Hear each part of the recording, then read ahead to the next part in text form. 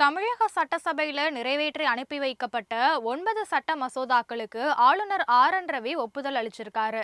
தமிழக சட்டசபையில நிதி நிர்வாக பொறுப்புடைமை சட்ட மசோதா 2022 பிப்ரவரியில தாக்கல் செய்யப்பட்டு ஆளுநர் ரவியுடைய ஒப்புதலுக்கு அனுப்பி வைக்கப்பட்டது. இந்த மசோதால சில குறைகளை சுட்டிக்காட்டி ஆளுநர் ரவி மசோதாவை அரசுக்கு திருப்பி அனுப்பினாரு. இதனைத் தொடர்ந்து கடந்த மாதம் நடைபெற்ற சட்டசபை கூட்டத்தில் 16 சட்ட மசோதாக்கள் தாக்கல் செய்யப்பட்டது. அதாவது தமிழ்நாடு நெடுஞ்சாலைகள் திருத்தம், தமிழ்நாடு கடல்சார் வாரிய திருத்தம், தமிழ்நாடு மின் நுகர்வு விற்பனை வரி மீதான வரி திருத்தம், தமிழ்நாடு ஊதியம் வழங்கல் திருத்தம், முன்னாள் எம்எல்ஏக்கள் ஓய்வூதிய உயர்வு சட்டம், சிறு குற்றங்களுக்கு தண்டனைகளுக்கு பதிலாக அபராதம் விதிக்கும் சட்டம் உள்ளிட்ட 9 சட்ட மசோதாக்களுக்கு ஆளுநர் ரவி ஒப்புதல் வழங்கியிருக்காரு.